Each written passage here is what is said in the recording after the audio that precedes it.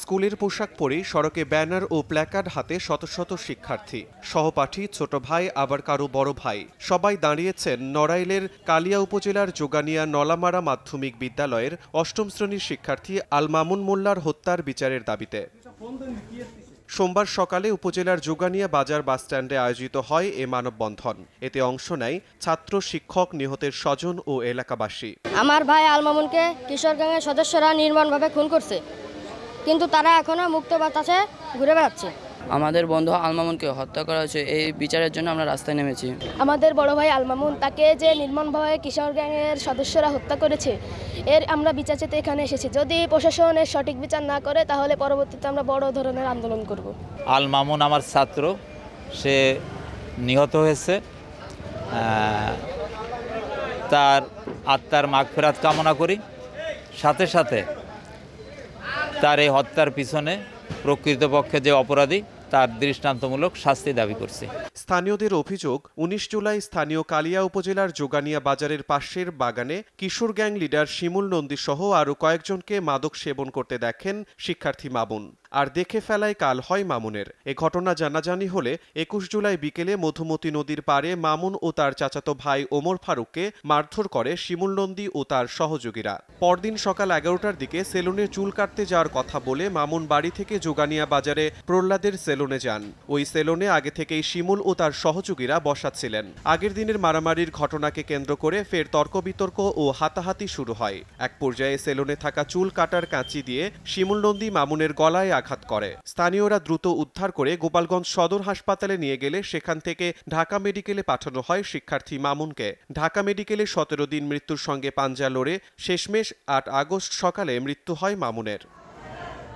মৃত্যুশোক কাটিয়ে বন্ধু সহপাঠীরা সবাই শ্রেণীকক্ষে। দুনিয়ার মোহমায়া ত্যাগ করে ১৬ দিন আগেই চলে গেছে মামুন, তবু তার বসার জায়গাটা ফাঁকা। মামুন আমার খুব কাছের একজন বন্ধু ছিল, একসঙ্গে আসতাম, একসঙ্গে বসতাম। এখন তো আর মামুন আসেও না, এই সাইডটা ফুল ফাঁকা থাকে। হাজারো স্মৃতি আছে, বহুত ছবি তোলা আছে, গ্যালারিতে ফুল দুইজনের ছবিই আছে। ওদের বাসায় যেতাম, ওদের বাসার সবাই আমাকে চেনে, আমাদের বাসার থেকেও সবাই চেনে। এরপরে মনে করেন নিজের হাতে কবর দিয়েছি সেই ফ্রেন্ডে। এখন আর মামুন আসেও না আর বসেও না। কালিয়া উপজেলার যোগানিয়া বাজারের পাশেই সৌদি প্রবাসী হাবিবুর রহমানের বাড়ি।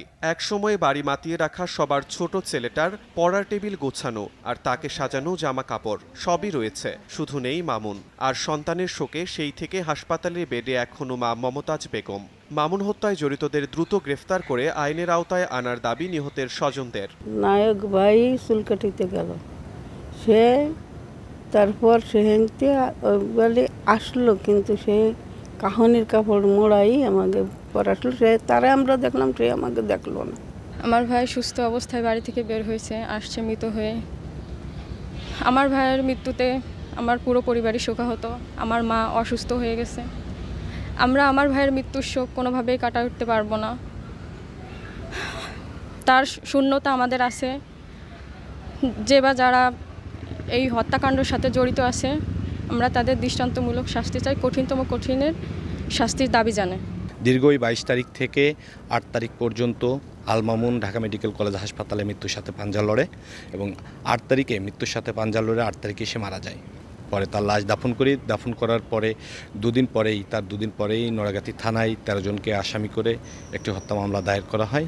আমার ছেলেটাকে দিনে দুপুরে হত্যা করা হলো এবং মামলা আমি করেছি আজ ১৪ থেকে ১৫ দিন। মামলার মধ্যে এমন কোনো অগ্রগতি আমি দেখতে পাচ্ছি না যে সামনের দিকে একটা মার্ডার মামলা, একটা হত্যা মামলা হলে যেটা হয় সেরকম কোনো কিছুই আমি এখনো পর্যন্ত পাইনি।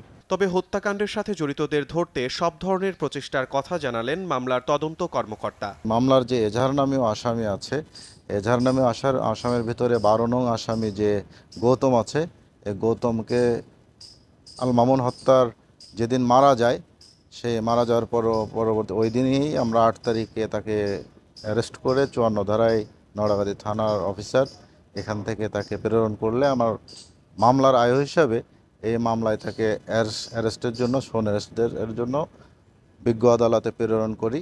বিজ্ঞ আদালত সেটা মঞ্জুর করেন। বাদবাকি যে আসামি আছে সেই আসামি পলাতক।